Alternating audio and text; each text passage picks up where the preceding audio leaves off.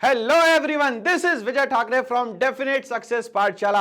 एक ऐसी पाठशाला, एक ऐसा प्लेटफॉर्म जहां नॉलेज एनरिचमेंट की बात होती है और रिजल्ट ओरिएंटेड वर्क होता है। मैं आपका स्वागत करता हूं as a educator, as a mentor और विजय एसएसटी गुरु अब आ गया है लेके कुछ नया आपके लिए, कुछ खास आपके लिए, क्योंकि क्लास 10th के जो स्टूडेंट्स हैं वो सारे के सारे बिंदास होकर तैयारी कर रहे हैं और बिंदास होकर तैयारी कर रहे हैं। बट एक एक स्टेप से ही यहां मार्क्स को अचीव किया जाएगा, मार्क्स को यहां छीना जाएगा। तो चीते की रफ्तार के साथ मार्क्स अगर अचीव करना है तो आज का जो यहां पे प्रोग्राम होने वाला है, आज की जो पढ़ाई होने वाली है, आज जो हम लोग यहां पे सीखने वाले हैं वो बड़ी ध्यान से समझना जरूरी है। क्यों?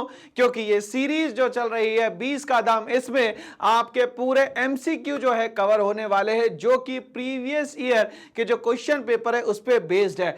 क्या यहां पे सिर्फ क्वेश्चन के आंसर यहां पे बता दिए जाएंगे और काम खत्म? नहीं दोस्त, यहां पे मैं आपका साथ नहीं छोड़ूंगा। क्वेश्चन तो यहां पे कंप्लीट होगा, आंसर भी यहां बताया जाएगा, बट उस आंसर का एक्सप्लेनेशन साथ ही साथ पैरेलली जो भी ऑप्शंस दिए जाते हैं उससे बनने वाले जो क्वेश्चंस है उनके लिए भी हम लोग यहां पे प्रोविजन रख रहे हैं। उनको भी याद करने का तरीका क्या रहेगा, क्योंकि जो क्वेश्चन दिया गया है उसके साथ में सब्सिडरी क्वेश्चन भी यहां पे तैयार करना जरूरी है। क्यों? क्योंकि हम लोग प्रैक्टिस तो कर रहे हैं, बट सीबीएसई ने जो सैंपल पेपर दिया है उसके हिसाब से यहां पे क्वेश्चन थोड़े हाई लेवल के भी आ सकते हैं। तो हम तैयारी 360 डिग्री एनालिसिस के साथ में करेंगे दोस्तों। यहां पे एक भी पॉइंट, एक भी स्टेप हम लोग यहां पे छोड़ेंगे नहीं। इसीलिए यहां पे मैं लेके आया हूं आपके लिए खास कौन सी चीज, वो है बेटा 20 का दम। ठीक है भाई, चलिए। तो प्रीवियस ईयर क्वेश्चन से यहाँ पे सेट जो 32/2/2, इसमें मल्टीपल चॉइस क्वेश्चन में हम लोग अब यहाँ पे एंट्री मारते हैं। तो चलिए, ऑल द बेस्ट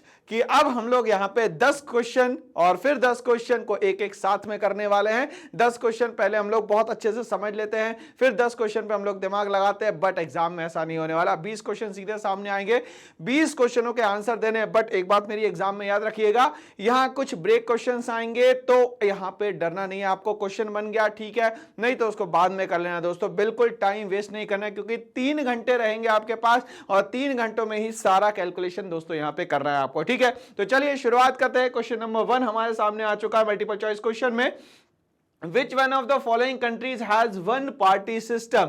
यहां पे कुछ ऐसी कंट्रीज है जहां पे सिर्फ और सिर्फ वन पार्टी सिस्टम चलता है। ठीक है, तो ये क्वेश्चन सीधा सीधा पॉलिटिकल साइंस का हो गया और ये पॉलिटिकल साइंस का क्वेश्चन होने के साथ साथ हम लोग यहां पे देखें तो ये बात करना चाहता है पार्टी सिस्टम की। ठीक है भाई, तो हम लोग यहां पे अगर पार्टी सिस्टम की बात करते हैं तो पार्टी सिस्टम हम लोग को 3 तरीके से यहां पे देखने को मिलता है। ठीक है भाई, सबसे पहला जो पार्टी सिस्टम होता है वो होता है वन पार्टी सिस्टम,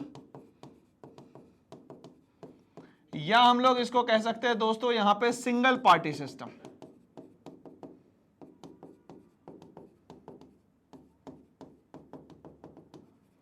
अब क्या यहां पे दूसरी और पार्टीज नहीं हो सकती? दूसरी और पार्टीज हो सकती है, प्रोविजनल पार्टीज हो सकती है, बट वो यहां पे पावरफुल नहीं रहेगी। मतलब सारी की सारी जो पावर्स रहेंगी सिर्फ और सिर्फ यहां पे इनकी जो एक पार्टी होगी, मतलब कि सिर्फ और सिर्फ जो यूनियन गवर्नमेंट बनाई होगी इन लोगों ने, सारी पावर जो है वो सिर्फ और सिर्फ इस पार्टी के हाथ में या इस गवर्नमेंट के हाथ में हो जाएगी। ठीक है भाई, चलिए पहली पार्टी की बात करें। दूसरी हम लोग बात करते हैं यहां पे 2 पार्टी सिस्टम की। तो 2 पार्टी सिस्टम में क्या होगा दोस्तों? तो 2 पार्टी सिस्टम में यहां पे सिर्फ और सिर्फ 2 ही पार्टी होंगी। इसके अलावा जो भी प्रोविजनल पार्टीज होंगी वो सारी प्रोविजनल पार्टीज होंगी तो मगर वो पावरलेस होंगी। क्या होंगी दोस्तों? यहां पे वो लोग पावरलेस होंगे। ये बात हमारी याद रखना है। ठीक है भाई, चलिए अब हम लोग जब तीसरी पार्टी की बात करते हैं तो इसको हम लोग बोलते हैं मल्टी पार्टी सिस्टम। और ये जो मल्टी पार्टी सिस्टम है इसमें मतलब 2 या 2 से ज्यादा पार्टी जिस देश में यहाँ पे होगी, जहां बहुत ज्यादा कंपटीशन होगा, उस पार्टी सिस्टम को हम लोग बोलते हैं दोस्तों यहाँ पे मल्टी पार्टी सिस्टम। ठीक है भाई, तो हमें 4 ऑप्शंस दिए गए हैं यहाँ पे, United states of America, United kingdom, India और चाइना। तो यहाँ पे आंसर क्या होना चाहिए दोस्तों? हम लोगों को पता है कि आंसर जो है वो है चाइना, क्योंकि वहां पे सिंगल पार्टी सिस्टम है या तो वन पार्टी सिस्टम है। ठीक है भैया, स्क्रीनशॉट ले लीजिए, एग्जाम में ये भी कॉन्टेंट हम लोगों को याद रखना है। ठीक है भाई, चलिए तो आंसर बताइए भाई जल्दी से, आंसर क्या होना चाहिए? तो आंसर है दोस्तों यहाँ पे पीपल्स रिपब्लिक ऑफ चाइना, मतलब चाइना। ठीक है भाई, चलिए तो अब हम लोग बात करें ये जो ऑप्शंस दिए गए हैं ये कौन सी पार्टी के ऑप्शंस है? तो यूनाइटेड किंगडम या यूनाइटेड स्टेट्स ऑफ अमेरिका जो है 2 पार्टी सिस्टम पे काम करता है। इंडिया की अगर हम लोग बात करते हैं तो ये मल्टी पार्टी सिस्टम पे यहाँ पे काम करता है। ठीक है भाई, चलिए तो आंसर विथ एक्सप्लेनेशन यहाँ पे क्लियर हो गया। अब हम लोग बात करते हैं जो हम लोगों ने ऑप्शन दिया है उसके बारे में और डेप्थ में हम लोग यहाँ पे पढ़ते हैं।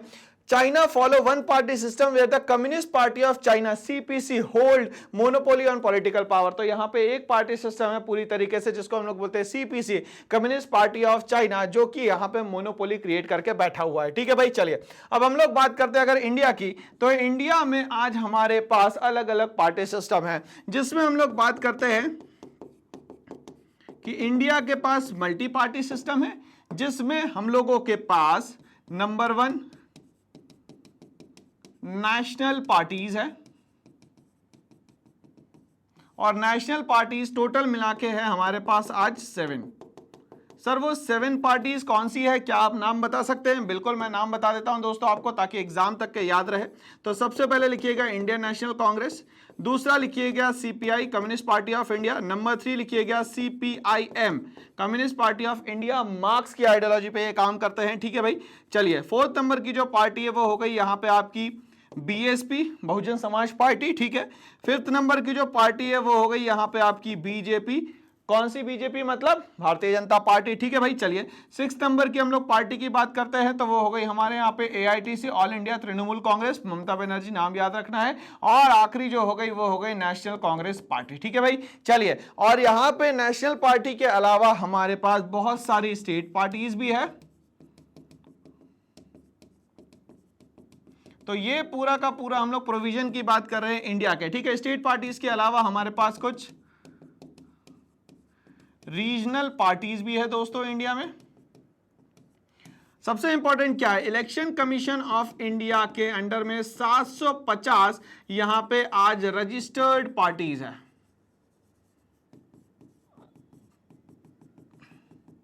चलिए तो ये बात कर ली मैंने इंडिया की। चलिए हम लोग आगे बढ़ते हैं, इसको पहले स्क्रीनशॉट में अपने पास सेव करके रख लीजिए, एग्जाम में ये काम आने वाला है। ठीक है भाई, चलिए अगर हम लोग बात करते हैं यहाँ पे यूनाइटेड किंगडम की, या हम लोग बात करते हैं यहाँ पे यूएसए की। ठीक है भाई, चलिए तो यूनाइटेड किंगडम और यूएसए में दोनों ही जगह पे 2 पार्टी सिस्टम है दोस्तों।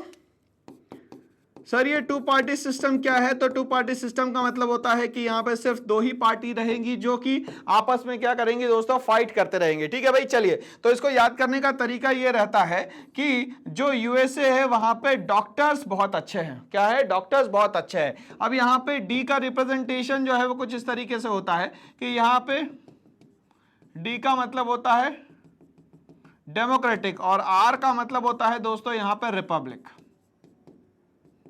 ठीक है भाई, चलिए आगे बढ़ते हैं। इसी के साथ अब हम लोग बात करते हैं यूके की। तो यूके में कैश लीव बहुत सारी मिलती है। क्या मिलती है दोस्तों? यूके में कैश लीव बहुत सारी मिलती है। अब ये कैश लीव का मतलब क्या हो गया दोस्तों यहाँ पे? तो सी का मतलब होता है यहाँ पे कंजर्वेटिव, और एल का मतलब होता है यहाँ पे लेबर।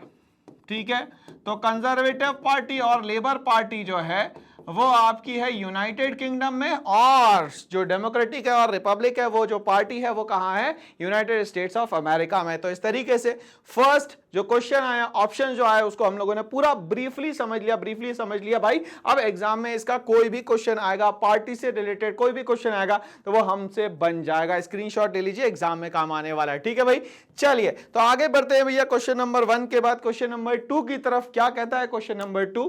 तो क्वेश्चन नंबर 2 भी पॉलिटिकल साइंस से रिलेटेड है, क्योंकि हमें जब हम लोगों ने पॉलिटिकल साइंस की बुक ओपन करी थी दोस्तों, तो उसी में सबसे पहला चैप्टर दिखा था पावर शेयरिंग, और पावर शेयरिंग से रिलेटेड ये सारा का सारा डेटा दिया हुआ है। क्वेश्चन क्या बोलता है आपसे?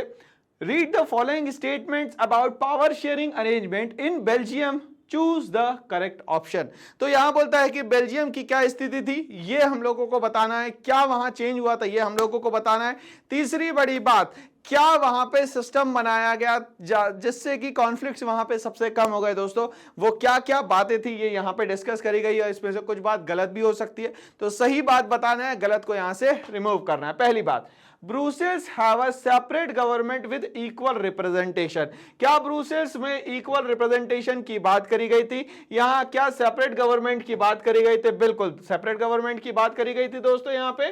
तो ब्रुसेल्स में यह कहा गया था कि जो सेंट्रल गवर्नमेंट है और जो स्टेट गवर्नमेंट है वो दोनों ही यहां पे इक्वल होंगी। पहली बात, ये बात बिल्कुल सही है दोस्तों।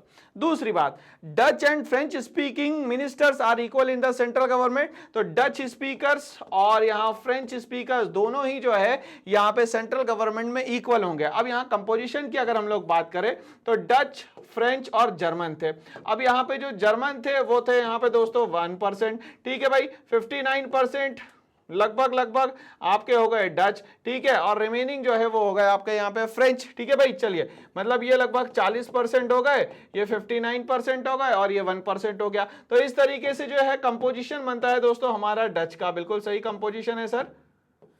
ओके तो यहां पे बोलता है कि सेंट्रल गवर्नमेंट जो है उसमें डच और फ्रेंच स्पीकिंग दोनों के मिनिस्टर्स इक्वल होंगे। बिल्कुल सही स्टेटमेंट दिया गया है, तो सेकंड स्टेटमेंट सही है। Community government is elected by people belonging to one language. एक कम्युनिटी गवर्नमेंट जो कि वर्ल्ड में सबसे बड़ा एक्सपेरिमेंट था वो बेल्जियम में करा गया, ये बिल्कुल सही बात है। अब ये जो कम्युनिटी गवर्नमेंट बनेगी उसका बेस क्या होगा, किस बेसिस पे ये कम्युनिटी गवर्नमेंट बनाई गई भाई, ठीक है। चलिए, तो उसमें जो बेस था वो हम लोग बात कर लेते हैं। वो या तो कल्चरल बेसिस पे होगी, नंबर 2 या तो वो एजुकेशनल बेसिस पे होगी, या तो नंबर 3 वो लैंग्वेज के बेसिस पे होगी। चलिए सर, इसको याद करने का तरीका क्या रहेगा कि जो कम्युनिटी गवर्नमेंट थी वो किस तरीके से बनी थी, किस बेस पे बनी थी। तो याद रखना है भाई कि हमें रिमोट चलाने के लिए जरूरत पड़ती है सेल की। तो सी का मतलब कल्चरल, ई का मतलब एजुकेशनल और एल का मतलब हो गया यहाँ पे लैंग्वेज। तो यहाँ पे देखा जाएगा कि फर्स्ट, सेकंड और थर्ड स्टेटमेंट जो है तीनों सही दिए गए हैं, जो कि चेंज होता है लगभग 1970 से लेके 1993 के बीच में, ठीक है भाई। चलिए, तो ये पूरे चेंजेस जो है ये यहाँ पे कॉन्स्टिट्यूशन में चेंजेस हुए थे, ठीक है। फोर्थ बोलता है सीरीज ऑफ मेजॉरिटेरियनिज्म जो है वो गलत दिया गया है, क्योंकि ये सिस्टम तो आप लोगों ने पढ़ा है सर, श्रीलंका में हुआ था। कहां पे हुआ था दोस्तों, श्रीलंका में, नॉट इन बेल्जियम। मतलब कि स्टेटमेंट नंबर 4 जो है वो यहाँ पे 100% दोस्तों गलत दिया गया है, ठीक है। तो हमारा आंसर क्या होना चाहिए, 1, 2 और 4, 1, 3 और 4, सेकेंड, थर्ड और फोर्थ, या 1, 2 और 3। तो मेरे हिसाब से आंसर जो है दोस्तों वो होना चाहिए आपका डी। तो इसका स्क्रीनशॉट ले लीजिए, एग्जाम में ये आपको काम आने वाला है बहुत ज्यादा दोस्तों, है ना भाई। चलिए, तो हम लोग आंसर एक बार चेक करते हैं और फिर हम लोग आगे बढ़ेंगे। आंसर बिल्कुल सही है हमारा, डी ऑप्शन इज करेक्ट, ठीक है भाई। चलिए, बट हम लोग इसका डिस्क्रिप्शन पूरी तरीके से समझ लेते हैं। तो पहला स्टेटमेंट जो था उसका डिस्क्रिप्शन इस तरीके से है, ब्रुसेल्स। ब्रुसेल्स जो है वो कैपिटल है बेल्जियम की दोस्तों। अब ब्रुसेल्स की अगर मैं बात करूं तो आगे चल के इतना स्मूथली वर्क करने के कारण यूरोपियन यूनियन का हेडक्वार्टर भी ब्रुसेल्स बनता है। ये क्वेश्चन भी पूछा जाता है आप लोगों से। Has a separate government with equal representation of both language group, Dutch और फ्रेंच। डच और फ्रेंच दोनों के ही यहाँ सेंट्रल गवर्नमेंट में इक्वल मिनिस्टर्स थे, इक्वल रिप्रेजेंटेशन करने वाले मिनिस्टर्स थे। स्टेटमेंट 2 भी सही है, क्योंकि सेंट्रल गवर्नमेंट जो कि बेल्जियम में बनी हुई थी वहां पे डच और फ्रेंच स्पीकिंग दोनों मिनिस्टर्स इक्वल थे सेंट्रल गवर्नमेंट में। थर्ड स्टेटमेंट जो है, कम्युनिटी गवर्नमेंट जो बनाई गई थी वो हर एक लैंग्वेज के बेसिस पे थी। मतलब डच के बेसिस पे भी थी, फ्रेंच के बेसिस पे भी था और जर्मनी के भी बेसिस पे थी, मतलब जर्मन लैंग्वेज के बेसिस पे थी, जो कि बेस्ड थी कल्चरल, एजुकेशनल और लैंग्वेज रिलेटेड इश्यूज से। फोर्थ स्टेटमेंट इसीलिए गलत हो जाता है क्योंकि Belgium adopted accommodation measures instead of majoritarianism. मतलब कि एकोमोडेशन का मतलब होता है किस तरीके से सहारा दे सकते, किस तरीके से बचाव कर सकते। तो यहाँ पे एकोमोडेशन मेजर्स का यूज किया गया, ना कि मेजॉरिटेरियनिज्म का यहाँ पे यूज किया गया, to ensure harmony between the different communities. और यहाँ पे वो चाहते थे कि हमारे यहाँ पे हार्मनी बने रहे, हर जगह पे पीस जो है वो मेंटेन रहे, ठीक है भाई। चलिए, तो यहां तक की कहानी मेरे ख्याल से क्लियर हो चुकी है। अब क्वेश्चन नंबर 3 पे हम लोग आ रहे हैं, जो कि पॉलिटिकल साइंस से ही रिलेटेड मुझे दिख रहा है और बिल्कुल पॉलिटिकल साइंस का ही क्वेश्चन दोबारा आपके सामने आता है। बोलता है which one of the following pair is correctly matched. But दोस्तों ये बताइए कि ये जो क्वेश्चन है वो कहां से बना, क्यों बना, और इस क्वेश्चन के पीछे जो हिस्ट्री है वो क्या है, क्या कहानी है इसके पीछे। तो यहां पे दिमाग लगाइए दोस्तों कि इंडिया एक फेडरल कंट्री है, ठीक है भाई। चलिए, इंडिया एक फेडरल कंट्री है, ओके।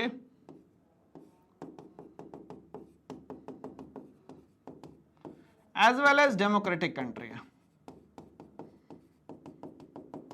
तो यहां पे डिवीजन ऑफ पावर होगा। डिवीजन ऑफ पावर 3 तरीके से हो सकता है, पहला, दूसरा, तीसरा। पहला जो डिवीजन ऑफ पावर है वो होगा यूनियन गवर्नमेंट से, दूसरा जो होगा वो होगा स्टेट गवर्नमेंट से, और जो तीसरा होगा वो होगा लोकल सेल्फ गवर्नमेंट से।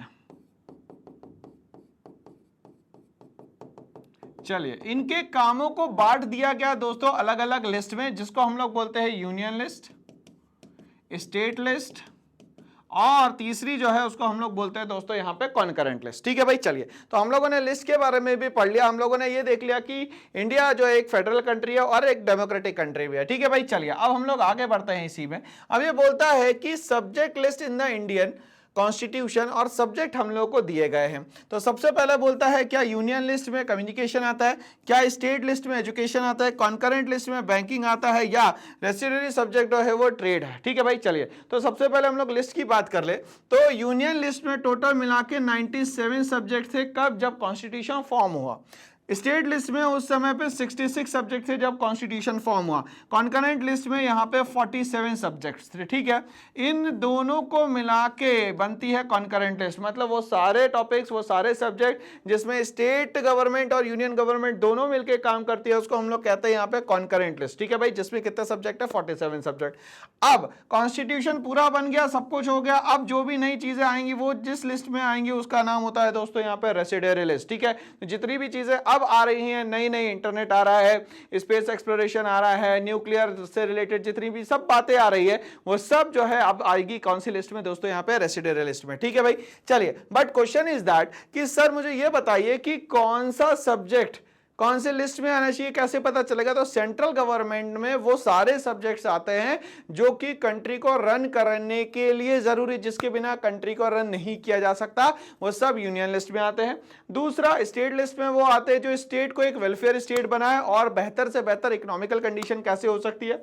कॉन्करेंट लिस्ट में वो सारे सब्जेक्ट आते हैं जो दोनों मिलकर चलाना चाहते हैं। रेसिडुअरी में वो जो नए सब्जेक्ट है। तो कम्युनिकेशन जो है वो हमारी कंट्री के लिए बहुत ज्यादा जरूरी है। तो यूनियन इसमें जो सब्जेक्ट है वो आना चाहिए दोस्तों यहाँ पे कम्युनिकेशन। ठीक है, तो आंसर क्या होगा दोस्तों? यहाँ पे communication is the correct answer. ठीक है, अब इस लिस्ट में कौन कौन से ऑप्शंस आने चाहिए वो भी तो पढ़ना है दोस्तों हम लोगों को। तो चलिए हम लोग लिस्ट को बहुत अच्छे से पढ़ते हैं और समझ के आज याद कर लेते हैं दोस्तों कि एग्जाम में अगर इसका क्वेश्चन 100% आएगा, ये तो मैं यहाँ पे दावे के साथ कह सकता हूं। तो इस लिस्ट को याद कैसे करना है उसका मैं आपको तरीका भी बता देता हूं। ठीक है भाई, चलिए, तो यहां पे कहानी को समझने की कोशिश करना है कि सीबीएफसी का मतलब होता है central board of film certification. ठीक है भाई, चलिए, तो सीबीएफसी में कुछ टिप्स मिलती है किसको? सीए को। आई रिपीट, सीबीएफसी में कुछ टिप्स मिलती है किसको? सीए को। ठीक है, ताकि वो सेफली ट्रांजैक्शन कर सके ट्रेडमार्क का। किसका ट्रांजैक्शन कर सके दोस्तों? यहाँ पे ट्रेडमार्क का। तो ये तीनों लिस्ट की कहानी मैंने आप लोगों को याद करवा दी। आई रिपीट,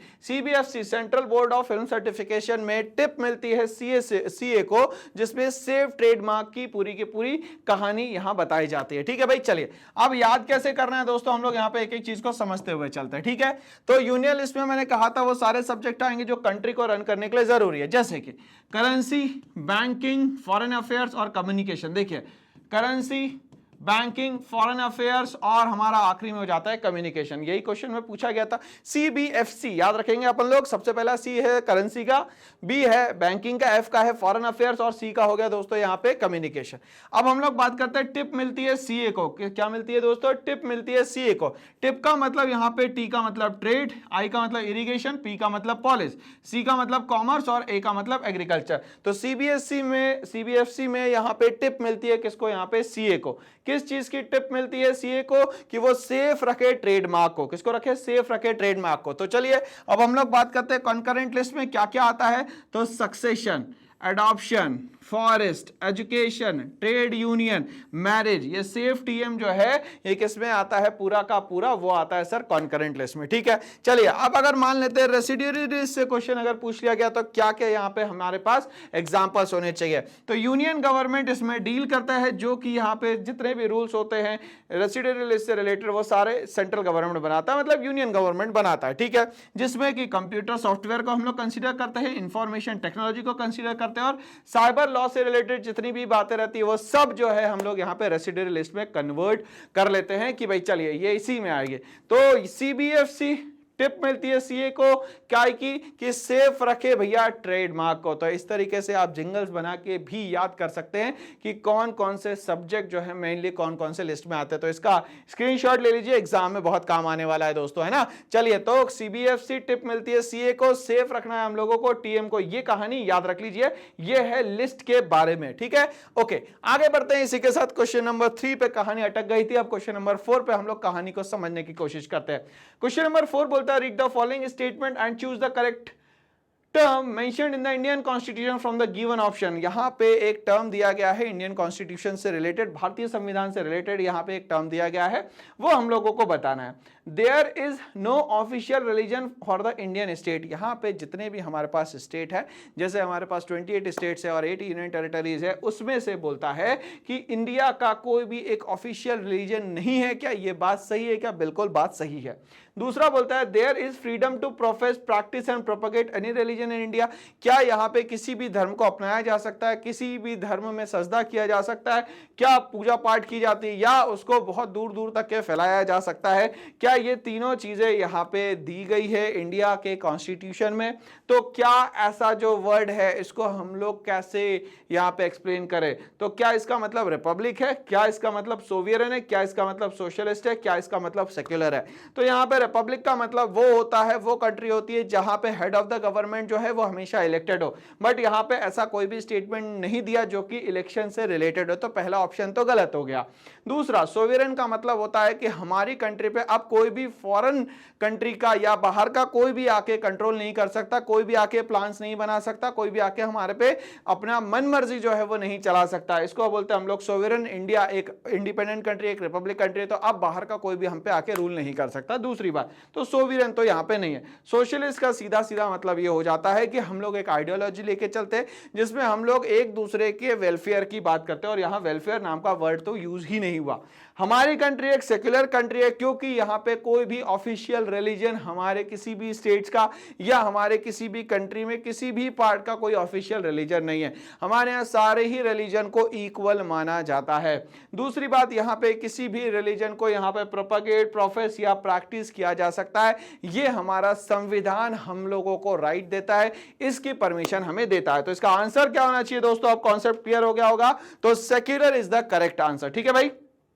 चलिए आगे बढ़ते हैं इसी के साथ। तो सेक्युलर का मतलब क्या होता है? It can also refer that to the principle of secularism which is the idea that human affair should be conducted without religion and based on naturalistic consideration. तो ह्यूमन जो भी है उसको यहाँ पे बेस रखा जाएगा नेचुरलिस्टिक कंसिडरेशन पे, ना कि यहाँ पे रिलीजन के बेस पे इसको यहाँ पे कंसिडर किया जाएगा। तो ठीक है भाई, इसका डिस्क्रिप्शन हम लोगों को समझ में आ गया। अब हम लोग आते हैं ज्योग्राफी की तरफ। एक क्वेश्चन आ रहा है हमारा, match column 1 with column 2 and choose the correct option. ये क्वेश्चन तो बिल्कुल लड्डू है, बिल्कुल हलवा है। जिसने ज्योग्राफी थोड़ी बहुत भी पढ़ी हुई है या थोड़ी बहुत भी उसने दुनियादारी देखी होगी तो उसको ये सारा का सारा समझ में आ जाएगा। ठीक है भाई, चलिए। तो सबसे अच्छा आज इंडिया में जो ट्रेंड चल रहा है, चलो एक कप चाय हो जाए, तो चाय किस में कंसिडर की जाती है? क्या चाय को बेवरेजेस में कंसिडर करेंगे आप लोग या किसी और चीज में? तो यहाँ पे सबसे पहले हम लोग सबसे इजी से शुरू करते हैं भाई। तो चाय को हम लोग कहाँ कंसिडर करें ये हम लोगों को बताना है। तो चाय को तो अपन मान लेते हैं भाई बेवरेजेस में आ जाता है चाय।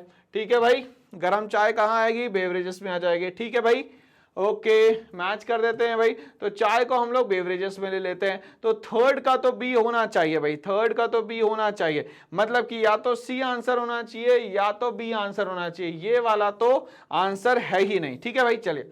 दूसरा, अगर हम लोग बात करें यहाँ पे मेज की, तो मेज को हम लोग यहाँ पे food as well as fodder की तरह यहाँ पे कन्वर्ट कर लेते हैं। ठीक है, तो ये मेज जो फोर्थ ऑप्शन है उसका भी ऑप्शन हो जाएगा डी। मतलब ये भी सही है और दूसरा ये भी सही है। ठीक है, मतलब वीट जो है वो कहां चला जाएगा दोस्तों? तो वीट चला जाएगा सर फूड क्रॉप में, और बाकी जो बच गया रागी, रागी चला जाएगा मिलेट क्रॉप में। अरे वाह, क्या बात है, मैच द फॉलोइंग हमारा बिल्कुल सही हो गया। मतलब आंसर जो है दोस्तों वो हमारा होना चाहिए सी। चलिए भाई बताइए आंसर क्या होना चाहिए? तो आंसर जो है हमारा सी 100% करेक्ट है। ठीक है भाई, चलिए इसके डिस्क्रिप्शन पे हम लोग आते हैं और इसका एक क्वेश्चन जरूर आएगा, इसलिए इसका पूरा डिस्क्रिप्शन याद करना जरूरी है, जो कि हम लोग अब यहाँ पे एक टेबुलर फॉर्म में इसको समझने वाले हैं। ठीक है भाई, चलिए तो जल्दी जल्दी से टेबल को हम लोग समझ लेते हैं यहाँ पे। तो सबसे इंपॉर्टेंट जो स्टेपल क्रॉप है हमारे यहाँ वो है दोस्तों यहाँ पे राइस। ठीक है, राइस अपने आप में एक खरीफ क्रॉप है। दूसरा, इसको यहाँ पे जो टेम्परेचर चाहिए वो 25 डिग्री से ज्यादा चाहिए और यहाँ पे इसको हाई ह्यूमिडिटी चाहिए। अगर रेनफॉल की बात करें तो 100+ सेंटीमीटर इसको रेनफॉल चाहिए। कौन सी सॉइल अच्छी होगी सर? एलुवियल सॉइल इसके लिए बहुत अच्छी मानी जाती है। ठीक है, इंडिया जो है ये सेकंड लार्जेस्ट प्रोड्यूसर है आफ्टर चाइना। ये भी क्वेश्चन आपसे पूछा जाता है, या तो एजर्शन रीजन में पूछ लेंगे या तो मैच द फॉलोइंग में पूछ लेंगे। ठीक है, इंडिया में ये कहां कहां बहुत ज्यादा उगता है? तो आसाम, वेस्ट बंगाल और उड़ीसा में अच्छा खासा ये पैडी उगता है, जहां पे इसको औस, अमन और बोरो नाम से भी जाना जाता है। औस, अमन और बोरो भी मानसून के ही नाम है, मतलब सीजन्स के नाम है। ठीक है भाई, चलिए इंडिया में और लोकेशन कहां कहां पे? नॉर्थ प्लेन्स में, नदर्न ईस्टर्न स्टेट्स में और कोस्टल और डेल्टाइक रीजन्स में भी इसको यहां पे लगाया जाता है। ठीक है भाई, दूसरा हमारा स्टेपल क्रॉप जो है मेनली जिसपे हमारी डिपेंडेंसी ज्यादा है वो है वीट। वीट जो है एक राबी क्रॉप है जो कि कूल सीजन में लगाया जाता है। राबी सीजन का मतलब मॉनसून के बाद जो सीजन आएगा वो राबी सीजन होगा।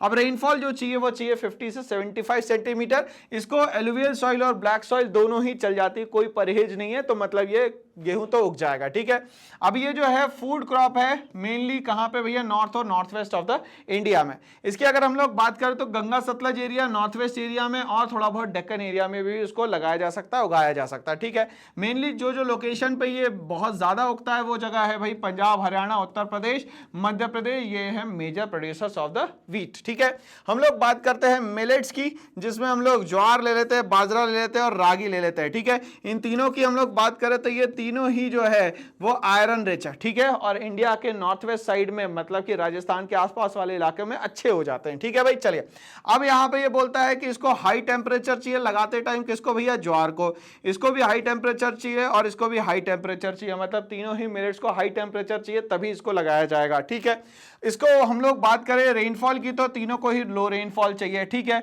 यहां पे लेस फर्टाइल सॉइल चाहिए, इसको सैंडी सॉइल और शैलो ब्लैक सॉइल चाहिए। एग्जाम में याद रखिएगा कि दोस्तों यहां पे जो बाजरा उसको सैंडी सॉइल और दूसरा यहां पे शैलो ब्लैक सॉइल चाहिए। ठीक है, बट यहां पे अगर हम लोग बात करते हैं ज्वार को तो लेस फर्टाइल सॉइल भी चल जाएगी। अगर हम लोग बात करते हैं रागी की तो रागी को यहां पे रेड सॉइल चाहिए। आपको याद है रेड सॉइल भाई? ठीक है, जिसमें क्या होता है? सबसे ज्यादा आयरन होता है। ठीक है, तो आयरन के कारण ही उसका जो कलर है वो रेड कलर हो जाता है। ठीक है, चलिए red soil, black soil, Sandy soil, loamy soil और शैलो ब्लैक सॉइल, मतलब कि ये जो रागी है वो हर जगह लगाया जा सकता है। जहां पे red soil, black soil, Sandy soil या ब्लैक सॉइल होगी तो वहां पे लगाया जा सकता है। ठीक है, ज्वार, बाजरा, रागी ये जो है इनको तीनों को मिला के कोर्स ग्रेन कहा जाता है, मतलब कि इसको कहा जाता है मोटे अनाज। ठीक है, क्या कहा जाता है दोस्तों यहाँ पे? मोटे अनाज। ठीक है, ज्वार को ग्रो करने के लिए मॉइस्ट एरिया चाहिए। ठीक है, और इरिगेशन भी चाहिए और इसका न्यूट्रिशनल वैल्यू बहुत हाई होता है। किसका? ज्वार का। ठीक है, वेरी हाई न्यूट्रिशनल वैल्यू। अगर हम लोग दूसरी बात करें बाजरा की तो इसका न्यूट्रिशनल वैल्यू भी बहुत हाई होता है और रागी का भी न्यूट्रिशनल वैल्यू भी बहुत हाई होता है। तो जो पहलवान होते हैं वो मेनली यहाँ पे रागी का इंटेक तो करते ही करते हैं। इंडिया में हम लोग बात करें तो महाराष्ट्र, कर्नाटका, आंध्र प्रदेश, मध्य प्रदेश में यहाँ पे ज्वार लगाया जाता है। राजस्थान, उत्तर प्रदेश, मध्य प्रदेश, गुजरात और हरियाणा में लगाया जाता है आपका बाजरा। और अगर हम लोग बात करें रागी की तो यहाँ पे कर्नाटका, तमिलनाडु, हिमाचल प्रदेश, उत्तराखंड, सिक्किम, झारखंड और अरुणाचल प्रदेश में इसको लगाया जाता है। ठीक है, हम लोग बात करते हैं मेज की। मेज एक खरीफ क्रॉप है जिसको 21 से 27 डिग्री सेल्सियस टेम्परेचर चाहिए, 50 से 100 सेंटीमीटर रेनफॉल चाहिए। और अगर हम लोग बात करें तो इसको food as well as fodder दोनों में कंसीडर किया जाता है। ठीक है, ये अच्छा खासा ओल्ड एलुवियल में भी लग जाता है जिसको हम लोग बोलते हैं बांगर। ठीक है, ये कर्नाटका, उत्तर प्रदेश, बिहार, आंध्र प्रदेश, तेलंगाना और मध्य प्रदेश में लगाया जाता है। आखिरी हम लोग बात करते हैं दोस्तों पल्सेस, जो कि सबसे ज्यादा प्रोटीन रिच होती है। और अब अगर हम लोग बात करें तो ये राबी सीजन में लगाई जाती है। अब यहां पे इसको ड्राई कंडीशन चाहिए लगाते समय और इसको मॉइस्चर कम चाहिए। पल्सेस यूजुअली एक रोटेशन के लिए इस्तेमाल की जाती है और soil can regain it's fertility, और सॉइल ताकि रीगेन कर ले फर्टिलिटी, इसीलिए इसको क्रॉप रोटेशन में भी यूज किया जाता है। इंडिया जो है लार्जेस्ट प्रोड्यूसर है और कंज्यूमर है वर्ल्ड में पल्सेस का। ठीक है, तुअर, अरहर, मूंग, मसूर, पीस, ग्राम, ये सारी की सारी जो है ये दालें हमारे काम आती है क्योंकि ये प्रोटीन का स्ट्रक्चर होता है। प्रोटीन का स्ट्रक्चर का मतलब सीधा हो गया जो भी मसल्स है जो टीयर ऑफ हो चुकी है उसको वापस करने के लिए, मतलब कि रिजॉइन करने के लिए पल्सेस हमें काम आती है। ठीक है, मध्य प्रदेश, उत्तर प्रदेश, राजस्थान, महाराष्ट्र और कर्नाटका में ये मेनली पल्सेस जो है वो उगाई जाती है दोस्तों। अब हम लोग बढ़ते हैं आगे की तरफ और 5 क्वेश्चन हो चुके हैं हमारे और अलग अलग टॉपिक्स पे हम लोग बात कर रहे हैं। पहले पॉलिटिकल साइंस पे बात करी सॉरी, जैसा कि मैंने आपसे कहा था, ये 20 का दम मतलब सबसे ज्यादा ताकतवर क्वेश्चन है यहाँ पे, और ये अगर कर लिए आपने तो बोर्ड के एग्जाम के क्वेश्चन तो है वो बहुत ही आसान लगने लगेंगे। क्यों? क्योंकि इतना ज्यादा वेरिएशन वहां के क्वेश्चंस में भी नहीं होगा दोस्तों। चलिए तो हम लोग बात करते हैं क्वेश्चन नंबर 6, जो कि कहीं ना कहीं सॉइल दिखा, इसलिए मैंने कहा कि ज्योग्राफी का क्वेश्चन है। Read the following characteristics of a soil and identify the soil from the given option. और आपको ये जो यहाँ पे ऑप्शंस दिए गए उसका ही एक्सप्लेनेशन, एक सॉइल का एक्सप्लेनेशन है, तो वो कौन सा एक्सप्लेनेशन है ये हम लोगों को बताना है। It is widely spread and important soil, ये बहुत ज्यादा फैली हुई है और ये बहुत ज्यादा इंपॉर्टेंट सॉइल भी है, पहली बात। दूसरा, northern plains are made up of it, ठीक है, नदर्न प्लेन जो है पूरी तरीके से इन सॉइल से घिरा पड़ा हुआ है। It consist of sand, silt and clay, ठीक है, ये जो सॉइल है इसके अंदर सैंड भी है, सिल्ट भी है और क्ले भी है, ठीक है भाई। तो ऐसी सॉइल अगर मैं इंडिया को देखूं तो इंडिया में अगर मैं इस तरीके से ऊपर की तरफ जाता हूं तो ये वाला जो एरिया है दोस्तों, ये वाला जो एरिया है मेनली यहां पे ये सॉइल मिलेगी, और यहां पे जो ये सॉइल मिलती है इसका नाम है दोस्तों एलुवियल सॉइल, ठीक है। एलुवियल सॉइल आने के लिए हमारे पास मेनली 3 रिवर्स है दोस्तों, है ना, जिसमें ये हो गई आपकी इंडस, ये हो गई आपकी गंगा और ये हो गई आपकी ब्रह्मपुत्र, ठीक है। चलिए तो यहां पे कहानी क्लियर हो गई दोस्तों कि हमारे पास गंगा से आने वाली सॉइल एलुवियल सॉइल होगी, इंडस से आने वाली सॉइल एलुवियल सॉइल होगी, और ये यहां पे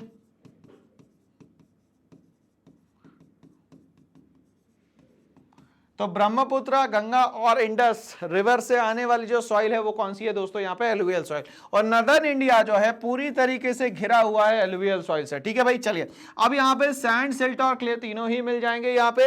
अब बड़ी बात हम लोग करें तो जो एलुवियल सॉइल है उसको हम लोग 2 पार्ट में डिवाइड करते हैं, ठीक है भाई। तो जो न्यू एलुवियम होती है उसको कहा जाता है यहाँ पे खादर, और जो ओल्ड एलुवियम होती है उसको कहा जाता है बांगर।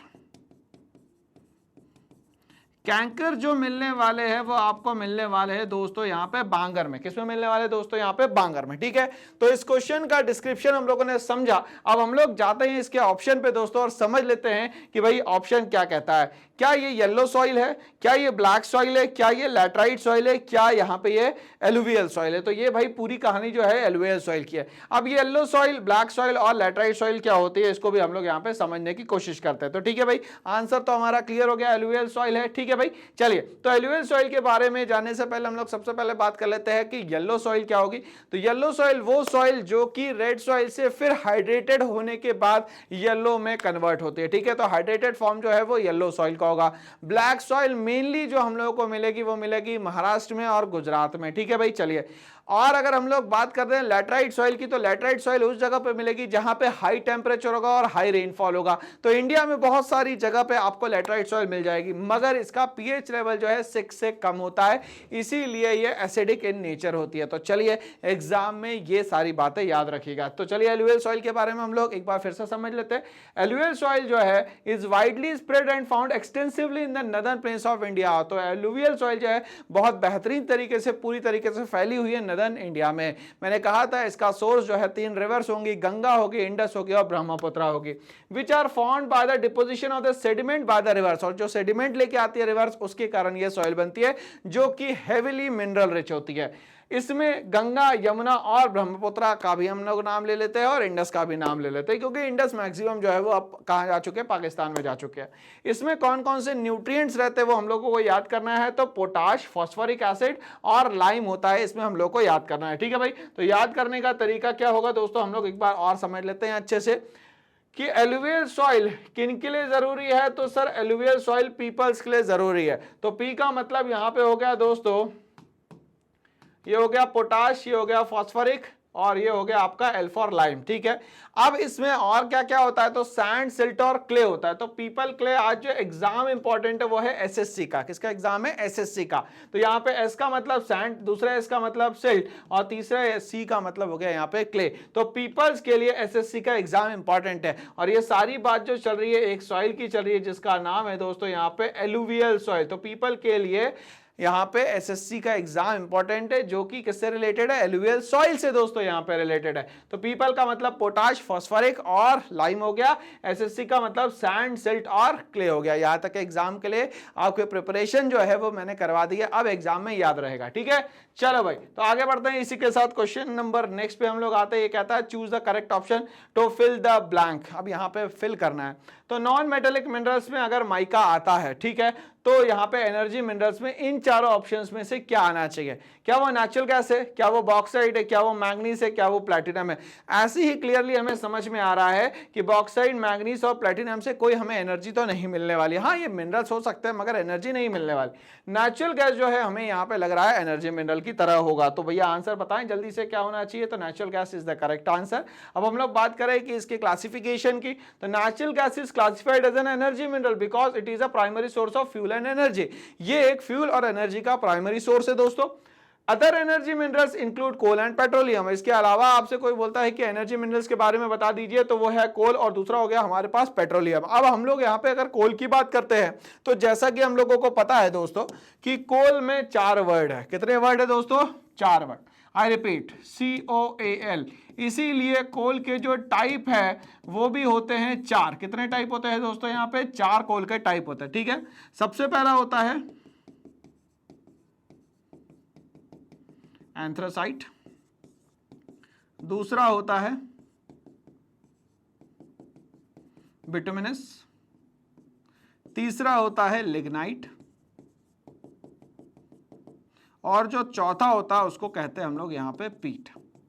चलिए, तो एग्जाम में याद रखिएगा सर, कोल में 4 वर्ड होते हैं, इसलिए कोल के 4 टाइप होते हैं, एंथ्रासाइट, बिटुमिनस, लिग्नाइट और पीट। एग्जाम में ये याद रखिएगा। और ये कोल और पेट्रोलियम दोनों ही जो है ये एनर्जी सोर्स है, मतलब यहाँ पे एनर्जी मिनरल सोर्स जो है वो क्या है sir? Coal and petroleum. But जब हम लोग बात करते हैं बॉक्साइट, मैग्नीज और प्लेटिनम की, तो ये तीनों जो है यहाँ पे मेटेलिक मिनरल्स है, इसीलिए आंसर हमारा नेचुरल गैस करेक्ट है दोस्तों। ठीक है भाई, चलिए आगे बढ़ते हैं हम लोग। इसी के साथ नेक्स्ट क्वेश्चन पे आता है। क्वेश्चन नंबर 8 हमसे कहता है which one of the following pair is correctly match. इन चारों में से कौन सी जो बुक है वो करेक्टली मैच्ड है, ये हम लोगों को बताना है। ज्योतिबा फुले ने अमर जुबान लिखी, सुदर्शन चक्र जो है माय बर्थ माय राइट लिखी है सुदर्शन चक्र ने, राज सुंदरी देवी ने यहाँ गुलामगिरी लिखी है, या यहाँ पे काशी बाबा ने जो है वो यहाँ पे लिखी है भाई छोटे और बड़े का सवाल। ठीक है भाई, चलिए, तो इसका आंसर सही क्या है भाई? काशी बाबा ने लिखी थी छोटे और बड़े का सवाल। ठीक है भाई, चलिए अब हम लोग बात करें यहाँ पे कि ज्योतिबा फुले, सुदर्शन चक्र, राज सुंदरी देवी और काशी बाबा। ठीक है, अब ये चारों का question exam point of view से बहुत इंपॉर्टेंट है दोस्तों, ये आएगा ही आएगा। उनके बुक से रिलेटेड कुछ ना कुछ बातें पूछी जाएगी या पूछ लिया जाएगा कि ये बुक जो लिखी गई है इसके पीछे मेन रीजन क्या था, क्या कंटेंट इस बुक में है, ये हम लोगों को बताना है। ठीक है भाई, तो ये question exam point of view से बहुत ज्यादा इंपॉर्टेंट है। ऑथर के बारे में कि ऑथर कौन था और बुक कौन सी लिखी ये पूछा जाएगा, और कौन से ईयर में लिखी गई ये भी पूछा जा सकता है। ठीक है भाई, चलिए, तो यहाँ पे ज्योतिबा फुले जो कि गुलामगिरी किताब लिखती है 1873 में आती है हमारे सामने, और ये जो गुलामगिरी है वो कहीं ना कहीं कास्ट सिस्टम पे बेस्ड बुक है। ठीक है, ज्योतिबा फुले की गुलामगिरी बुक जो 1873 में लिखी गई वो कास्ट बेस्ड है, ये एग्जाम में याद रखिएगा। दूसरी बड़ी बात, सुदर्शन चक्र जो है उनने लिखी यहाँ पे सच्ची कविता जो कि 1971 में पूरी तरीके से हमारे पास आ गई। सुदर्शन चक्र जो बुक लिखी गई है वो कहीं ना कहीं सोशल इश्यूज से रिलेटेड बातें इसमें लिखी गई है। ठीक है, तो पहला हो गया कास्ट सिस्टम, दूसरा हो गया सुदर्शन चक्र की जो किताब थी जिसका नाम था सच्ची कविता है, ये सोशल इश्यूज से दोस्तों रिलेटेड है। ठीक है, तीसरी हम लोग बात करें राज सुंदरी देवी जिनने लिखी अमर जुबान 1876 में, ये ऑटोबायोग्राफी है एक इंडियन वुमेन की कि घर में रहते हुए किस तरीके से हमने काम करना है। ठीक है, तो अमर जुबान जो है ऑटोबायोग्राफी है इंडियन वुमेन की। ठीक है भाई, चलिए, और ये कहां पे लिखी जाती है? तो ये दोस्तों लिखी जाती है बंगाल में। ठीक है, काशी बाबा की हम लोग बात करें जिनने ये किताब लिखी छोटे और बड़े का सवाल, ये कहीं ना कहीं अपोज करते हैं इनइक्वालिटी को और कास्ट ऑपरेशन को। तो सोशल इनइक्वालिटी और कास्ट ऑपरेशन के लिए जो बुक यहाँ पे लिखी गई उसका नाम था छोटे और बड़े का सवाल। इस तरीके से इसका डिस्क्रिप्शन आपको एग्जाम में याद रखना है दोस्तों, और चाहे तो आप इसका यहाँ पे स्क्रीनशॉट ले लीजिएगा, तो एग्जाम में बहुत हेल्प होने वाली है दोस्तों। अलग से मेहनत नहीं करनी पड़ेगी क्योंकि सारी मेहनत मैं अभी 20 के दम में आपको करवा दे रहा हूं। ठीक है ना भाई, चलिए आगे बढ़ते हैं। इसी के साथ यहाँ पे क्वेश्चन पूछता है हिस्ट्री का, जो कि क्रोनोलॉजिकल ऑर्डर का क्वेश्चन है। चलिए मान लेते हैं कुछ ईयर याद नहीं है, बट कुछ इवेंट्स तो हम लोगों को याद रहता है, तो चलिए हम लोग एक एक इवेंट्स को लेते हुए चलते हैं और हम लोग याद भी करते हुए चलेंगे और इस क्वेश्चन का आंसर भी यहाँ पे आपके सामने आएगा। ठीक है, तो यहाँ पे 4 ऑप्शंस दिए गए हैं, क्रोनोलॉजिकल ऑर्डर में हमें चारों को जमाना है सीक्वेंस में। ठीक है भाई, तो यहाँ बोलता है Habsburg granted autonomy to Hungary, ये कब देता है? बाल्कन कॉन्फ्लिक्ट कब हुए? नेपोलियन सिविल कोड कब आता है? ये हम लोग को बताना। और ट्रीटी ऑफ कॉन्स्टेंटिनोपल कब होती है? ठीक है भाई, चलिए तो ट्रीटी ऑफ कॉन्स्टेंटिनोपल हम लोग को याद है सर 1832 में होती है। ये इसीलिए होती है क्योंकि ग्रीस जो है वो इंडिपेंडेंट हो जाता है। ठीक है, Habsburg granted autonomy to Hungary ये लगभग 1867 की बात है। ओके, बाल्कन कॉन्फ्लिक्ट जो है लगभग starting of the 20th century में होती है, मतलब 1912 1913 में होती है, क्योंकि वर्ल्ड वॉर 1 के पीछे एक बहुत बड़ा मेजर रीजन जो था वो बाल्कन था। ठीक है, और बाल्कन के जो रीजन थे उनको कहा जाता था स्लेव्स। ठीक है, इसमें कितने रीजन्स आते थे? तो दोस्तों यहाँ पे 10 रीजन्स आते थे। ठीक है, चलिए नेपोलियनिक सिविल कोड की मैं बात करूं तो ये आता है दोस्तों यहाँ पे 1804 में। ठीक है भाई, तो चारों के ईयर हम लोगों को क्रोनोलॉजिकली थोड़े बहुत तो याद होगा। ठीक है, चलिए ऑप्शन देखते हैं। तो सबसे पहले क्या आना चाहिए दोस्तों? यहाँ पे 1804 आना चाहिए सर, तो ये ऑप्शन गलत हो गया, ये ऑप्शन भी गलत हो गया। अब हमारे पास बचा ए और बी। अब 4 के बाद जो है ऑप्शन आना चाहिए यहाँ पे 1804, ये हो गया आपका फर्स्ट। तो इसके बाद ऑप्शन आना चाहिए दोस्तों यहाँ ट्रीटी ऑफ कॉन्स्टेंटिनोपल का, मतलब कि इसके बाद 1 ऑप्शन आना चाहिए, मतलब आंसर जो है दोस्तों वो होना चाहिए यहाँ पे सी, है ना भाई? ठीक है, तो सबसे पहले आएगा नेपोलियनिक सिविल कोड, उसके बाद आ जाएगा ट्रीटी ऑफ कॉन्स्टेंटिनोपल, उसके बाद आ जाएगा Habsburg granted autonomy to Hungary, और उसके बाद आना चाहिए बाल्कन कॉन्फ्लिक्ट। ठीक है, तो मेरे हिसाब से सी ऑप्शन सही होना चाहिए। इसका स्क्रीनशॉट ले लीजिएगा, डिस्क्रिप्शन में तो अपन पढ़ेंगे ही पढ़ेंगे। ठीक है, चलिए भाई इसका आंसर अगर हम लोग देखें तो आंसर है दोस्तों यहाँ पे सी 100% सही है। तो क्रोनोलॉजी का एक क्वेश्चन एग्जाम में जरूर आएगा, ये बात मेरी दिमाग में बिठा लीजिए। ठीक है भाई, ओके आगे बढ़ते हैं। तो हम लोग एक एक क्रोनोलॉजी ऑर्डर को बहुत ब्रीफली समझने वाले हैं। नेपोलियनिक सिविल कोड 1804 में आता है, introduced by the Napoleon. This code establish legal equality, protection of right, property rights and the abolish feudal privileges. तो यहाँ पे 3 इंपॉर्टेंट बात करी गई, इक्वालिटी बिफोर लॉ होगा, राइट टू प्रॉपर्टी होगी, और तीसरी बड़ी बात यहाँ पे बोला कि कुछ भी प्रिविलेजेस बाय बर्थ यहाँ पे नहीं होगा। ये एग्जाम में याद रखिएगा। ट्रीटी ऑफ कॉन्स्टेंटिनोपल 1830 में होता है, 32 में होता है। यहाँ पे एक इंपॉर्टेंट पर्सन का नाम बता दूं, लॉर्ड बायरन, और उसने बायरन ब्रिगेड भी बनाई थी यहाँ पे। ठीक है, this treaty recognize Greece as an independent nation. इस ट्रीटी में ग्रीस को एक इंडिपेंडेंट नेशन बनाया गया। Significant step in the decline of the Ottoman empire, और कहीं ना कहीं ऑटोमन एम्पायर की कहानी यहाँ से खत्म होना शुरू हो जाती है। Habsburg granted autonomy to Hungary 1867 में यहाँ पे ये होता है। Part of the Austro-Hungary comprise which created the dual monarchy of the Austria-Hungary। अब यहाँ पे ये चीज कब होती है? 1867 में। तो हंगरी को अब यहाँ पे फ्री कर दिया गया। बाल्कन कॉन्फ्लिक्ट की बात करें तो अर्ली 20th सेंचुरी, मतलब 1912 और 1913 में ये हुआ था। और बाल्कन वॉर जो है बाल्कन स्टेट्स के बीच में ऑटोमन एम्पायर के साथ होता है, जिसमें डिक्लाइन होता है कहीं ना कहीं ऑटोमन का यहाँ पे पूरी तरीके से इन्फ्लुएंस। कहाँ पे दोस्तों? तो एक नेशन जहाँ पे सारे कॉन्फ्लिक्ट हुए लगभग, जिसका हम लोग फर्स्ट चैप्टर पढ़ते हैं, the rise of nationalism in Europe. ठीक है, इसके बाद एक क्वेश्चन हमारे पास फिर से हिस्ट्री का आता है, क्योंकि एक नाम दिख गया जॉन गॉटफ्राइड हर्डर। जैसे ये नाम आता है, कैरोल कोर्पुस्की नाम आता है, तो दिमाग में आ जाना चाहिए कि जो आइडियोलॉजी है वहां पे बात चल रही है रोमांटिसिज्म के। तो भैया यहाँ पे तो सीधा सीधा क्वेश्चन का आंसर दिख गया। क्या ये सोशलिस्ट था, क्या ये लिबरलिस्ट था, क्या ये रोमांटिसिस्ट था, या तो ये मार्क्सिस्ट था? तो आपको याद है दोस्तों यहाँ पे आंसर जो है सर वो रोमांटिसिस्ट था। ठीक है भाई, तो जॉन गॉटफ्राइड हर्डर की अगर हम लोग बात करते हैं तो 1744 से 1803 में इसकी पूरी कहानी रही। जर्मन फिलोसोफर था। ये क्वेश्चन पूछा जाता है कि जॉन गॉटफ्राइड हर्डर कहाँ का था? ठीक है, तो एक जर्मन था जो कि एक पोइट था, क्रिटिक एसोसिएटेड था, और रोमांटिसिस्ट स्कूल ऑफ थॉट्स लेके चलता था। ही एम्फेसाइज द इंपॉर्टेंस ऑफ, किस चीजों पे मेनली फोकस किया उसने? तो कल्चर, लैंग्वेज और नेशनल आइडेंटिटी पे मेनली फोकस किया। ठीक है, ये ग्रेटली इन्फ्लुएंस रहता है 19th सेंचुरी में रोमांटिक नेशनलिज्म के लिए। Herder believe that each nation has its unique volksgeist, मतलब spirit of the people. Herder ये कहता है कि हर एक नेशन की एक ट्रू स्पिरिट होती है, जिसको हम लोगों ने नाम दिया है यहाँ पे वोल्गेस्ट। ठीक है, that shapes it's tradition, language and the culture. और डैश वॉल की भी बात करी, मतलब कॉमन पीपल की भी बात करें। ठीक है भाई, तो आंसर हमारा रोमांटिसिस्ट बिल्कुल सही है 100%। ओके, चलिए आगे बढ़ते हैं। क्वेश्चन आता है इकोनॉमिक्स से। Choose the correct option regarding body mass index from the following. Body mass index किस चीज से रिलेटेड है, हमसे ये क्वेश्चन पूछा गया। क्या? Assessment of the blood pressure, assessment of the blood sugar level, assessment of the body composition या assessment of the under nutrition. तो BMI इन सब चीजों में किससे रिलेटेड है, हमसे ये पूछा गया है। तो BMI बॉडी मास इंडेक्स जो है यहाँ पे न्यूट्रिशन से रिलेटेड है।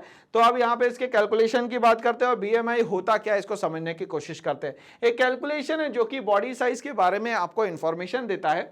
Dividing the persons weight in kilogram by square of their height and meters. ठीक है, तो उसका जो भी वेट होगा उसकी हाइट के स्क्वायर से उसको डिवाइड करने के बाद जो भी यहाँ पे आता है, जो भी यहाँ पे नंबर्स आते हैं उससे हम लोग कैलकुलेट करते हैं। अगर मान लेते हैं नंबर आता है 18.5 से नीचे, मतलब कि ये अंडरवेट है।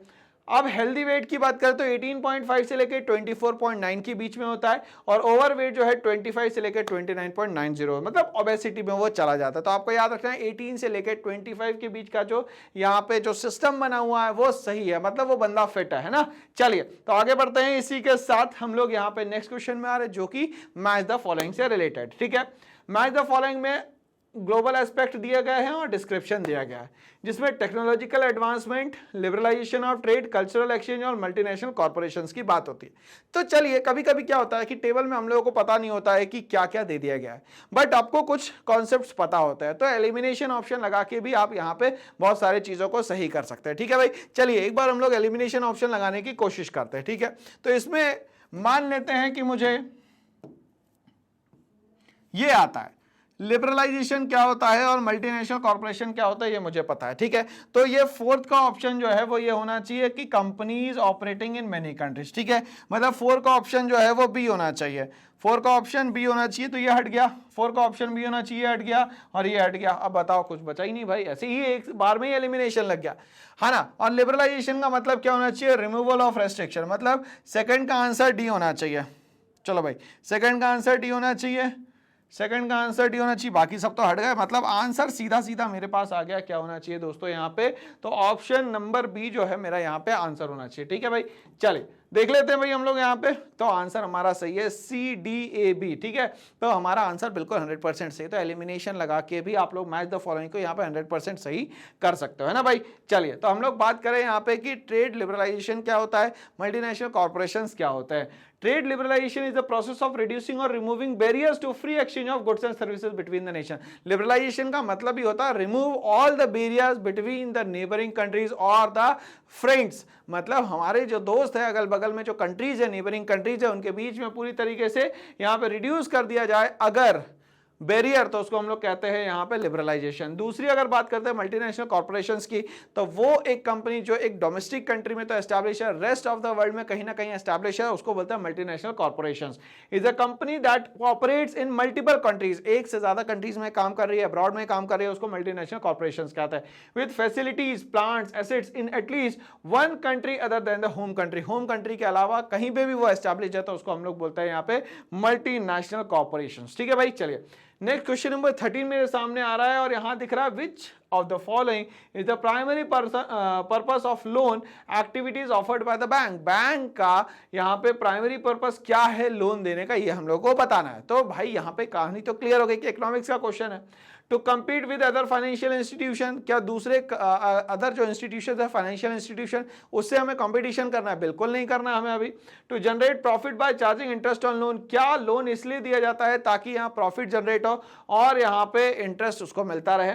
To increase income of MNC, क्या एमएनसी का तो कोई रिलेशन ही नहीं है सर यहाँ पे। टू सपोर्ट इकोनॉमिक ग्रोथ, ये तो कंट्री का काम है भाई, यहाँ पे बैंक का काम थोड़ी ना है। तो आंसर क्या होना चाहिए दोस्तों, बी आंसर होना चाहिए कि लोन देंगे तो बैंक को फायदा होगा। ठीक है, मगर बैंक का प्रॉफिट कैसे जनरेट होता है ये हम लोग समझे सबसे पहले। ठीक है, तो बैंक का प्रॉफिट जो जनरेट होता है दोस्तों वो होता है स्प्रेड से। किससे होता है दोस्तों, स्प्रेड से। ठीक है, तो स्प्रेड वर्ड याद रखना, एग्जाम में आपको काम आएगा। ठीक है, चलिए मान लेते हैं कि मिस्टर एक्स ने बैंक को कोई पैसा दिया, बैंक को जो पैसा मिला उस पे यहाँ पे जो बैंक इनको इंटरेस्ट देगी उसको कहेंगे यहाँ पे बोरोइंग रेट। ठीक है, मान लेते हैं बोरोइंग रेट जो है वो 3% है फॉर एग्जाम्पल। ठीक है, अब यहाँ पे कहानी पलट जाती है।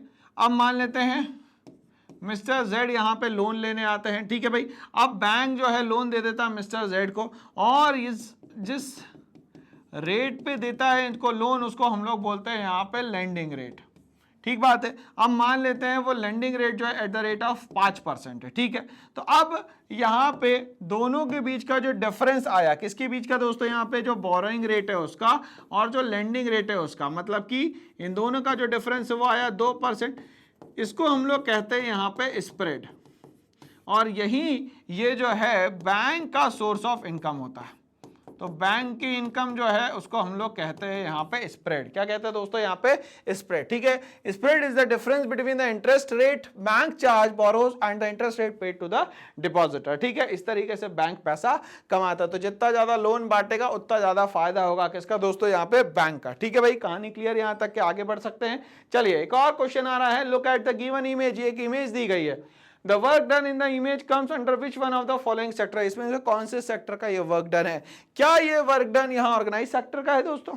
क्या है ये प्राइमरी सेक्टर का, क्या ये अनऑर्गेनाइज सेक्टर का या पब्लिक सेक्टर का है, ठीक है। तो हमें ये पता है कि ये जो पूरा काम है इसमें यहाँ पे इसके पास किसी भी तरीके का कोई सपोर्ट नहीं है। अगर कुछ हो भी जाता है तो कोई कुछ यहाँ पे रिइंबर्स नहीं होने वाला। तो ऐसा काम जो है जनरली आता है अनऑर्गेनाइज सेक्टर में। किसमें आता है दोस्तों, यहाँ पे अनऑर्गेनाइज सेक्टर में। बट अब हम लोग यहाँ पढ़ने वाले हैं कि भैया सेक्टर्स होते क्या हैं और किस तरीके से काम करते हैं। तो आंसर तो हो गया दोस्तों हमारा अनऑर्गेनाइज सेक्टर, बट हम लोग एक एक सेक्टर को समझते हैं। Organise sector, jobs with fixed working hours, मतलब ऑर्गेनाइज सेक्टर वो सेक्टर जहां पे जॉब्स तो हो रही है मगर वर्किंग आवर्स फिक्स है, रेगुलर सैलरी होती है, जॉब सिक्योरिटी होती है और लीगल प्रोटेक्शन भी वहां पे दिया जाता है, ठीक है। Example government job, private companies और बैंक जो है ये सारा का सारा ऑर्गेनाइज सेक्टर में आता है। प्राइमरी सेक्टर की हम लोग बात करें तो जॉब वो सारी चीजें जो नेचुरल रिसोर्सेज से रिलेटेड, मतलब बिल्कुल रॉ फॉर्म में, ठीक है, such as agriculture, fishing, mining, forestry etcetera. Examples बात करें हम लोग फार्मिंग, कैटल ग्रेजिंग, फिशिंग, ये सब प्राइमरी सेक्टर का पार्ट है। अनऑर्गेनाइज सेक्टर कौन सा सेक्टर होता है, jobs without job security, jobs तो है मगर विदाउट जॉब सिक्योरिटी, पता नहीं आज काम कर रहे कल काम मिले या ना मिले। फिक्स्ड वर्किंग आवर्स है, मतलब वहां काम जो है बिल्कुल एकदम फिक्स है, ठीक है। और लीगल प्रोटेक्शन, ठीक है। तो यहाँ पे फिक्स्ड वर्किंग आवर भी है, लीगल प्रोटेक्शन, यहाँ पे ये कुछ नहीं मिलने वाला, ठीक है। एग्जाम्पल डेली वेजेस लेबर या स्ट्रीट वेंडर्स या स्मॉल शॉपकीपर्स, ठीक है। हम लोग बात करते हैं पब्लिक सेक्टर की, job in government owned enterprises और organisation, example railways, police, municipal services, ये सब पब्लिक सेक्टर के काम है। मतलब जहां पे जॉब सिक्योरिटी भी हो, लीगल अगर आप कुछ एक्शंस लेना चाहते हैं, लीगल सिक्योरिटी चाहते हैं, तो वो सब आपको यहाँ पे मिलती है। तो ये टाइप्स ऑफ सेक्टर्स को हम लोगों ने यहाँ पे अभी समझा। चलिए हम लोग आगे बढ़ते हैं भाई। एक क्वेश्चन फिर से इकोनॉमिक्स से रिलेटेड आ रहा है, पूछते हैं सेक्टर्स ऑफ इकोनॉमी और एग्जाम्पल दिया गया है। क्या प्राइमरी सेक्टर फिशरमैन, क्या सेकेंडरी सेक्टर टेलर, क्या टर्शियरी सेक्टर एस्ट्रोनॉट्स, या क्वाटरनरी सेक्टर जो है कोरियर। ये हमें बताना है कि इसमें से कौन सा सेक्टर इसके एग्जाम्पल से मैच करता है। मेरे हिसाब से आंसर जो है वो है प्राइमरी सेक्टर का, और प्राइमरी सेक्टर में जो आंसर आएगा वो आएगा फिशरमैन। क्या आएगा दोस्तों यहाँ पे, फिशरमैन। तो आंसर हमारा क्लियर हो गया दोस्तों, fisherman is the correct answer. चलिए तो अब हम लोग यहाँ पे सेक्टर्स को एक एक बार समझ लेते हैं। Primary sector involves extracting natural resources. Primary sector उस सेक्टर को कहते हैं जहां पे सारी चीजें नेचुरल रिसोर्सेज से रिलेटेड हो, फ्रॉम द एनवायरमेंट, और किससे, एनवायरमेंट से लेना है, such as coal, wood, iron, corn, ये सब कुछ। एग्जांपल्स ऑफ प्राइमरी सेक्टर की अगर हम लोग बात करें, माइनिंग, फिशिंग, फार्मिंग, ये सब प्राइमरी सेक्टर का पार्ट है। सेकेंडरी सेक्टर में बात करें, involves manufacturing and processing raw material. अब ये प्राइमरी सेक्टर से ये क्या बन गया भैया, सेकेंडरी सेक्टर। अब यहाँ पे चीजों का क्या होगा, मैन्युफैक्चरिंग होगी। Examples of secondary sector jobs include building, tables, making cars, ये सब। मतलब जिस भी चीज को बनाया जाएगा वो जो सेक्टर होगा वो सेकेंडरी सेक्टर होगा। टर्शियरी सेक्टर की अगर हम लोग बात करते हैं तो it involves providing services to the consumer. Tertiary sector या सर्विस सेक्टर बात एक ही है जहां पे आपको सर्विसेज दी जाए। जैसे मैं आपको सर्विसेज दे रहा हूं, दिख तो नहीं रही मगर आपका काम आसान हो रहा है। Banking, education, entertainment. एग्जाम्पल जो है टर्शियरी सेक्टर का, इंक्लूडिंग अकाउंटिंग या शॉपकीपिंग, ठीक है भाई। क्वार्टरनरी सेक्टर जो कि नया सेक्टर है, चौथा सेक्टर है इकोनॉमी का, involves knowledge based activity. Exam में याद रखिएगा, नॉलेज बेस्ड एक्टिविटी को क्वार्टरनरी सेक्टर कहा जाता है, such as research, information technology, education. Examples of quaternary sector jobs including designing new models of cars and working in the computer services. ये सब जो है आज किस में आता है, क्वार्टरनरी सेक्टर में आता है। एक क्वेश्चन और आता है आपका इकोनॉमिक्स का, क्या है, बोलता है चार फैमिली के बारे में कुछ इनकम्स की डिटेल्स दी गई है और ये लगभग हफ्ते में ये पैसा कमाते हैं, जैसे 2000, 5000, 3000 या 6000। अब ये बोल रहा है कि सबसे इजी क्वेश्चन है, इसका एवरेज निकाल के देना है। तो हम लोग क्या करते हैं भाई, एवरेज निकालने के लिए तो इन चारों को ऐड कर लेते हैं, नंबर ऑफ फैमिली से डिवाइड कर देते हैं। मतलब ये सीधा सीधा फॉर्मूला किसका हो गया दोस्तों, मीन का हो गया। मीन का फॉर्मूला तो आप लोगों को पता ही है ना कि मीन का फॉर्मूला कैसे लिखते हैं दोस्तों, x bar is equal to summation of x upon n. कुछ याद आया, हाँ या ना, x bar is equal to summation of x upon n, है ना। चलिए तो अगर मान लेते हैं इन चारों को टोटल कर लेते हैं, मतलब 2000 प्लस 5000 प्लस 3000 प्लस 6000, है ना भाई। चलिए तो इसको अगर टोटल कर लेंगे हम लोग तो कितना हो जाएगा भाई, यहाँ पे तो हो जाएगा सर 16,000। और कितनी नंबर ऑफ फैमिलीज है, 4, तो टोटल कितना आ जाएगा सर 4000। तो आंसर क्या होना चाहिए सर 4000। तो हमारे पास है क्या, हाँ सर ऑप्शन ए यहाँ पे सही दिया गया, ठीक है।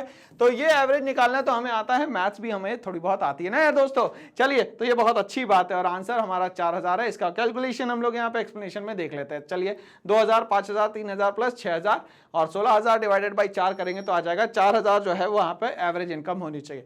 तो अब एक और क्वेश्चन आता है हमारे सामने, फिर से इकोनॉमिक्स का, बोलता है literacy rate measures the proportion of literate population in the dash years and about the age group. वो एक एज ग्रुप बताइए जिसमें जिस व्यक्ति को लिखना पढ़ना और बोलना आता है वो एज ग्रुप कौन सी होगी, और तभी हमारी कंट्री का लिटरेसी रेट जो है डिफाइन होता है। तो वो है सर 7 ईयर्स, ठीक है। तो 7 या 7 साल से ज्यादा का बच्चा जिसको किसी एक लैंग्वेज में लिखना पढ़ना या बोलना आता है, इसको हम लोग बोलते हैं दोस्तों लिटरेसी रेट। क्या बोलते हैं दोस्तों यहाँ पे, लिटरेसी रेट। 7 या 7 साल से बड़ा जिसको लिखना पढ़ना या बोलना आता है, इसको बोलते हैं लिटरेसी रेट। चलिए, the literacy rate refers to the percentage of people in a specific age group usually aged 7 and above, 7 या 7 साल से ज्यादा, who can read, write and understand a simple sentence in any language, किसी भी language में उसको read, right या समझ में आना चाहिए। It is an important indicator of countries educational development and human resource quality. तो इससे हमारे यहाँ पे एक एजुकेशनल डेवलपमेंट क्वालिटी जो है वो पता चलती है कि कितने लोग यहाँ पे लिटरेट है, साक्षर है, ठीक है भाई। चलिए आगे बढ़ते हैं। इसी के साथ एक और क्वेश्चन आ रहा है हमारे सामने, विच one of the following language is included in the 8th schedule in the Indian constitution. अब फिर से हम लोग आ गए पॉलिटिकल साइंस पे, हरियाणवी, राजस्थानी, गढ़वाली या Odia.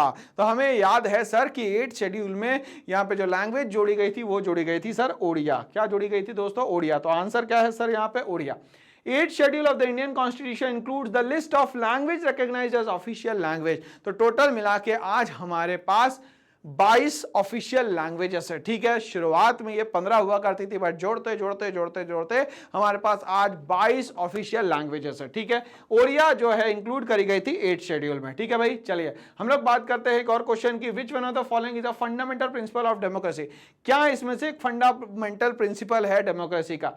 Rule of single individual, rule with hereditary norms, rule of people with freedom, rule of military chiefs. आपको पता है डेमोक्रेसी का मतलब क्या होता है, डेमोन का मतलब होता है पीपल और क्रेसी का मतलब होता है government. The government made by, elected by the people is known as democracy. तो यहाँ पे फ्रीडम सबसे जरूरी है भाई यहाँ पे, ठीक है।